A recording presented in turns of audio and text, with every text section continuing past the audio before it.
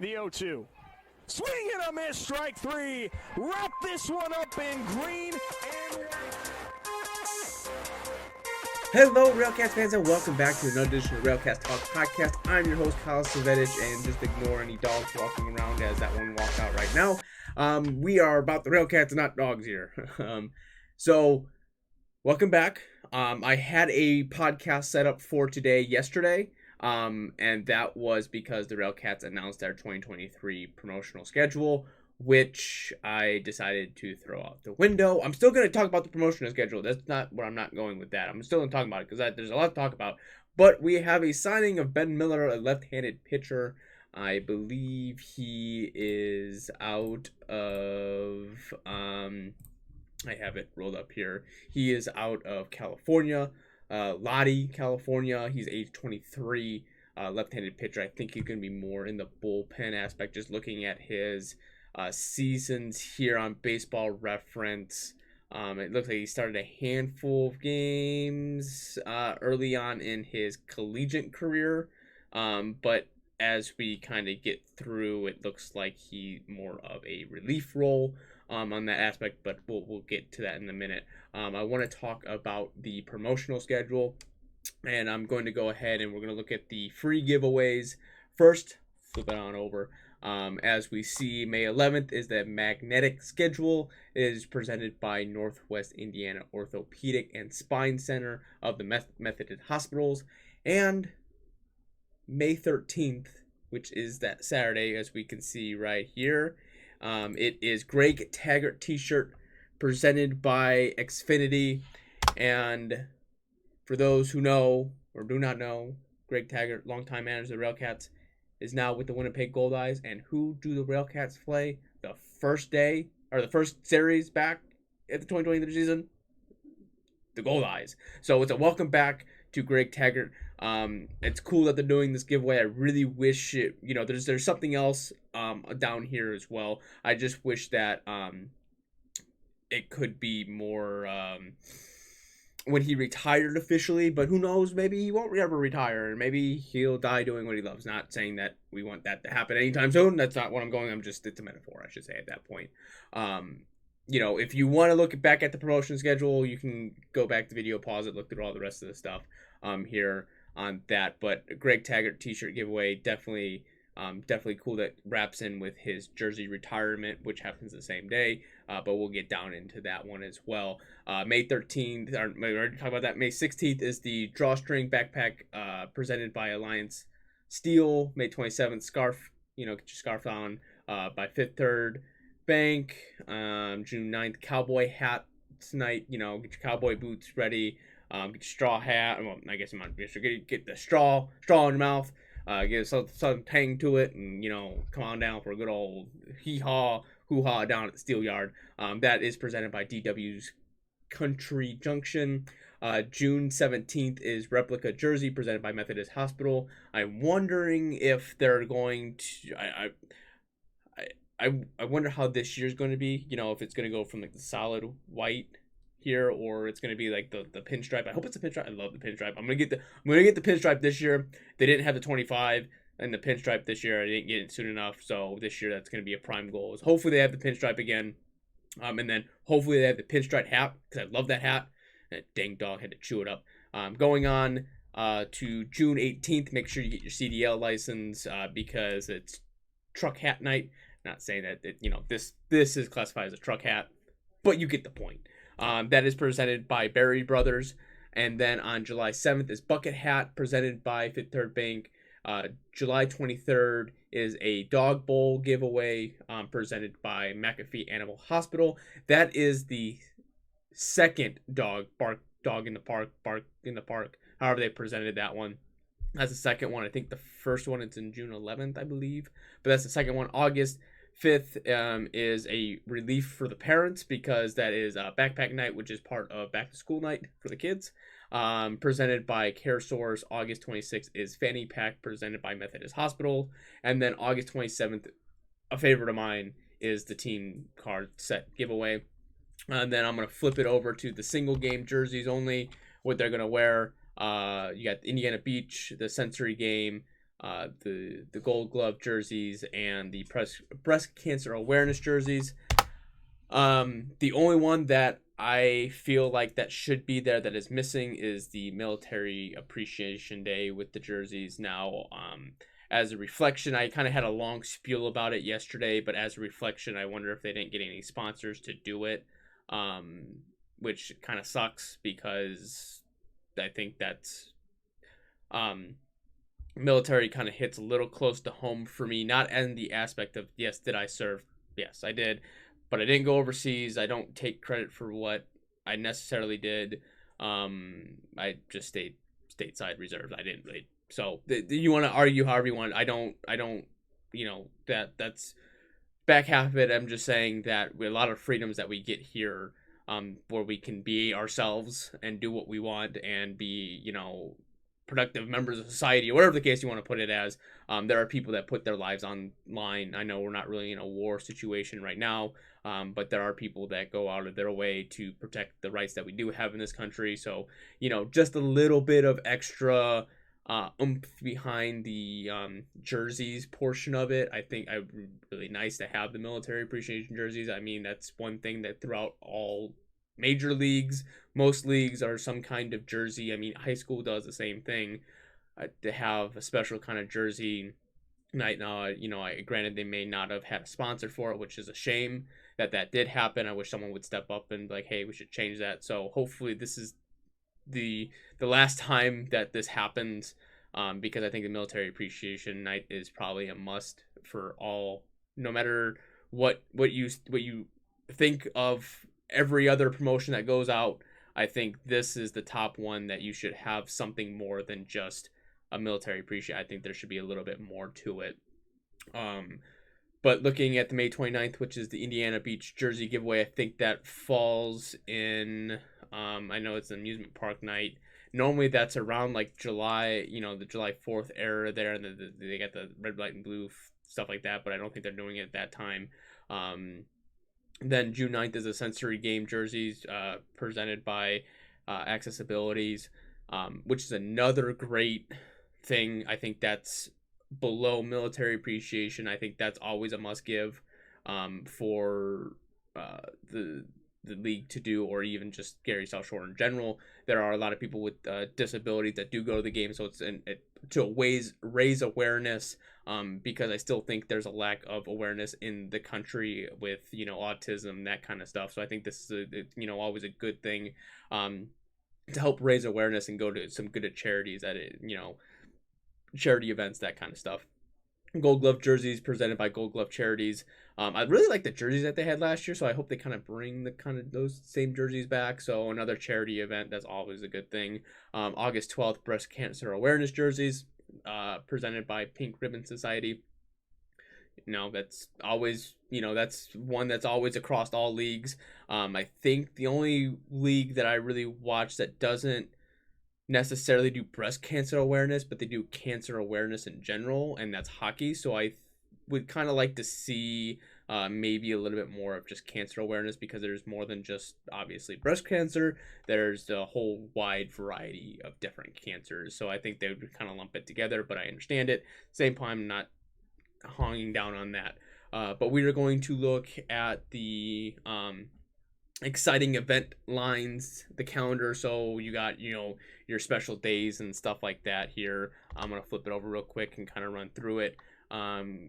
Greg Taggart jersey retirement, I think that's gonna be an awesome time experience. I wonder what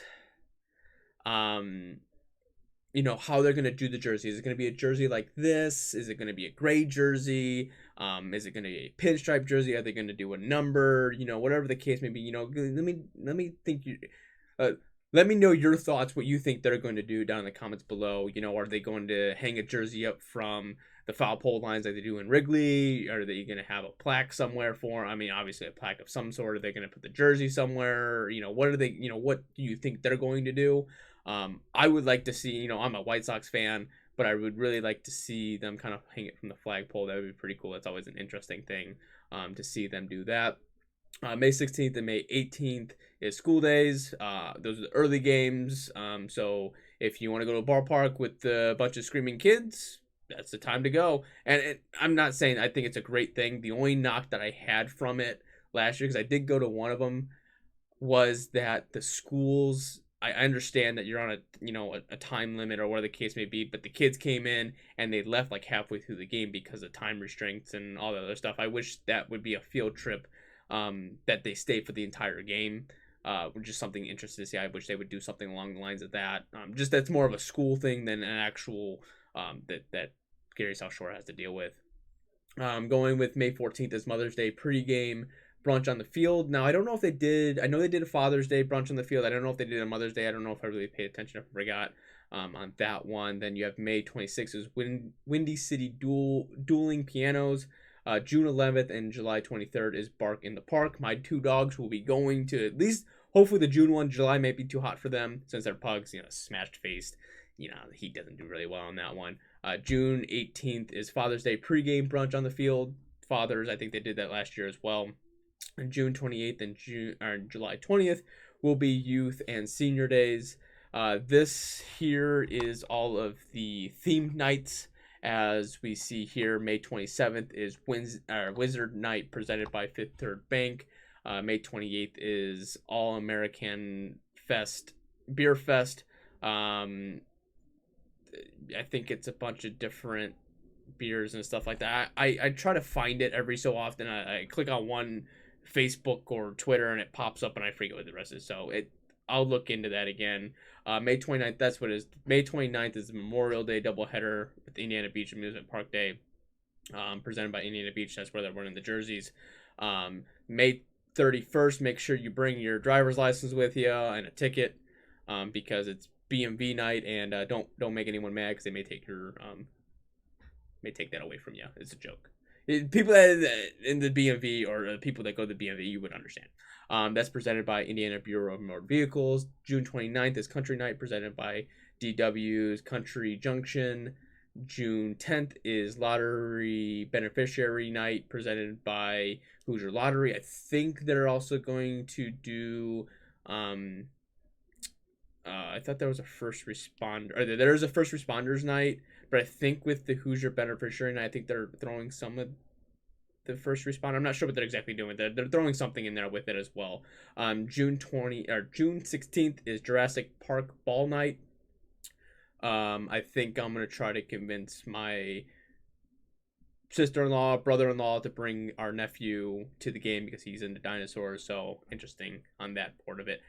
July 3rd is Military Appreciation Day. July 4th is Independent Day doubleheader.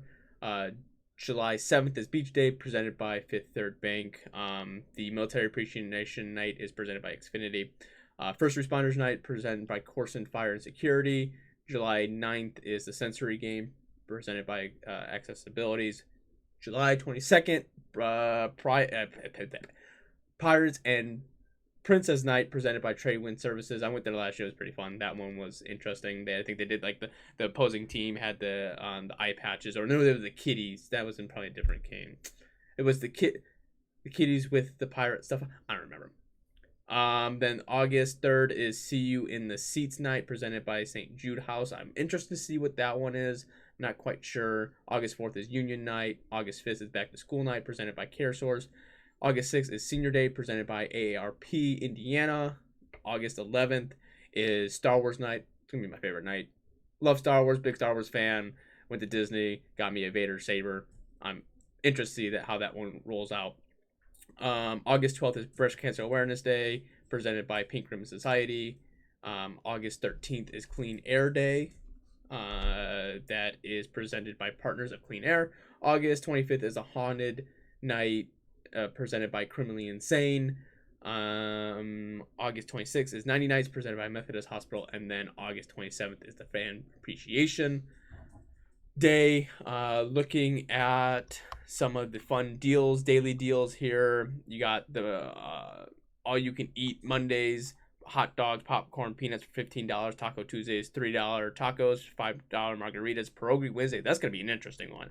Pierogies sound really good. $1 pierogies with a $5 craft beer. Thursdays, $3 domestic beer, $2 hot dogs, fireworks, Fridays, every post game or every Friday, fireworks, signature Saturdays, autographs. I believe that's pregame by misprint. Saturday post game, kids run the bases presented by Kennedy Avenue Chiropractics. Saturday steal deals, tickets to the game, Chick-fil-A coupon, and a RailCats cap for $15. Sunday fun days, $5 signature cocktails, pre-game catch on the field, and Sunday post-game, kids run the bases presented by Kennedy Avenue Chiropractics. And then Times Family Sunday present the Times Family Sunday ad, digital or printed, at the box office and receive up to $2 or up to 2 adults, 4 kids for $25. That is the promotional schedule. I am the giveaway portion of it. I'm magnetic schedule night, the Greg Taggart t-shirt, the replica jersey, the dog bowl, and the team card set are going to be the ones I'm looking forward to. The special event days, Wizard Night's going to be pretty cool. I think the All American Beer Fest is going to be cool. Some of these I don't know if I'll get to this year, that kind of work and different things like that. Star Wars Night's always a big fun one, and then Fan Appreciation Day as well. So yeah, I'm interested to see those ones. Tell me which ones you're excited for, which ones you're like, I'm going to it, and no matter what anyone says, I want to go to it. I know the jerseys are always a big one, that kind of stuff. I'm just kind of disappointed the military appreciation one isn't there. If there's one that you think, they've had in the past that isn't there anymore, or whatever the case may be, just comment, what you think should be on there. Now let's go into the signing of the day. As you can see, March 31st, 2023, Gary South Shore signs left-handed pitcher Ben Miller, who, like I said, is out of Lodi, California. He throws left. He's a 6 foot thrower here, left-handed. And as we look down here, here's with Nigeria or Niagara. Why did I say Nigeria? It's Niagara. The perfect game, Collegiate League. He only played in 4 games. He started in 4 of them. He had an ERA of 2.41, so that's not too terribly bad. When we look down here, he signed a independent or free agent. He was free agent signing by the Padres. This is the rookie ball here. He went 1-1 with an ERA of 8 and played 8 games. He had 9 innings pitched, 8 hits, 8 runs, all earned. Didn't give him any home runs. Walked 6, struck out 8. Then you see the rest of his stats here. Whip of 1.556, hits per 9 of 8, home runs, didn't give up any home runs. Walks per 9 was 6, strikeouts per 9 was 8. And yeah, obviously if you're not watching on the YouTube side, you're not going to be able to see what I have posted up here on Baseball Reference, so that's why I'll read some of it off. But it looks like, I don't know, I don't think it's the league's done. It's the California League in Lake Elsinore. It looked like I think this is a pretty good indicator of kind of what we're going to get from him. I think he's going to be more of a relief role. 3 and 4. He didn't start any games, but he played in 38 games. He had an ERA of 3.58. Runs against 9 was 5.37 or 5.37. Games played was 38. Games finished 17. So that's not like games like he closed out. He only has 7 saves, so I don't know how many of those were high scoring games. What his chances were. That aspect of pitching 55 innings, gave up 65 hits, 33 runs. Earned runs were 22. So that's kind of interesting to see there. His earned runs, as you can see, you're like, wow, why is his ERA only 3.58, but then his runs against 9 is 5.37? Well, that explains it right there. Because the runs against don't, in fact, that's any runs against, unearned, earned go towards that. So it could have been, errors, whatever the case may be, that he gave, that's what caused. I mean, that's 10 difference. That's a 10 run difference. That's crazy to think about. Gave up 2 home runs, 24 walks, 45 strikeouts, a whip of 1.608, hits per nine of 10.6, home runs per nine of 0.3, walks per nine 3.9, strikeouts per nine 7.3. Now, obviously, you see the walks per nine or the hits per nine is 10.6. That's because he's in more of a relief role, so that's the portion of that. All right, sorry for that quick cut. My wife called me. I had to answer that real quick on that aspect of it. So just kind of looking at, Ben Miller's stats here, I think he's just kind of bolstering the bullpen, which is something that we need in general, is the bolstering of the bullpen. I think that was a weakness that we had last year, but I think we're getting a little bit better on that aspect of it. Yeah. Interesting to see what we have going on around here, that kind of stuff. Getting into some of the comments, like I said earlier, I think I mentioned that I'm gonna start taking comments and other stuff from videos or DMs or whatever the case may be, and putting in a podcast that way. Instead of me just typing it in or answering it that way, I can put in a podcast and then give it some kind of context or content in general.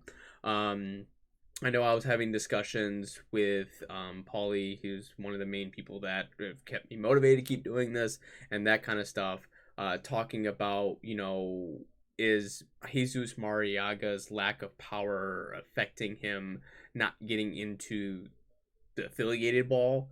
I don't think that's necessarily what is holding him back. He's progressively got a lot better as far as hitting, that kind of stuff. I just think that sometimes people just happen to get overlooked, and there's such a wide variety of baseball. There's so many people could do so many different things, and it's about who you know or who knows you, and sometimes some people slip through the cracks, and I think he's just one of those. Which I think is going to start to change, as he also mentioned something about, do we think that the American Association is trying to make him a standalone player or face of the American Association because of the World Baseball Classic? Because a lot of the time that he was the American Association posted anything about the World Baseball Classic, he was on the front of it. And I think the league is starting to realize that this guy's a star. I know the RailCats know they are. I just wondering, is he going to have a player of the year, the AAPB player of the year aspirations? He should be an all-star this year. He is one, or if not one of the best players on the RailCats, and the RailCats do very well, and he does very well. I think he'll be put amongst other people. I mean, he's still young. I think he's only 23, 24, so he's still got plenty of time, and I think he's starting to come in himself. The home runs are starting to come. The power is going to, I think, but the majority of it is his speed, the ability to just be able to hit the ball. He is a guy that you can go up there and trust to hit the ball. I think he just needs to hit the ball in bigger situations, which I think he normally has done, but it's just a matter of, making the right decisions at the right time and hitting the ball. Not all the time are you going to hit home runs, and I would rather see a guy not necessarily get lucky hitting a home run, because I don't think Jesus Mariaga, when he hits a home run, it's not lucky. He's just a good hitter. I think he's a great hitter. He uses the entire ballpark. He has the speed. He's just an overall great hitter. He is someone that will put the ball in play. He'll find the gaps and just go. I think that's he strikes out a decent amount, but I think that's kind of gone down throughout the year, sort of, to a certain extent. I can't take the World Baseball Classic into consideration with him striking out and not being. You think he got walked twice or hit by a pitch by one. I can't take that into consideration, him striking out or not getting on base, just because of the pitching that he was facing. I don't think that if he faced Great Britain, I think he would have had a better time. Just when you face United States and Mexico, those are the elite pitching. And United States went to the finals, so it's just one of those things that you can't really fault him in that situation, or whatever the case may be. But I'm glad Jesus Mariaga is back. There's also speculation that Adam Heidenfelder might have retired. There's nothing that I know of. I don't have any sources, so I can't say that for sure what's going on. So it's just one of those things that we'll see what kind of happens towards the later half of the season, or earlier towards the beginning of the season. You know what I'm saying. But yeah, that is going to go ahead and wrap it up for me. I hope you enjoyed the podcast. If you did, please leave a like, comment, and subscribe. Make sure to follow me on Twitter, Facebook, Instagram, Spotify, YouTube, all that good stuff. All that's RailCats Talk, all that fun jazz. If you want to follow me on my personal Twitter handle, it's just K Savedic. That's where I just do all my other, random stuff. But I want you to enjoy the rest of your day, rest of your evening, whenever you're watching this, and go Cats.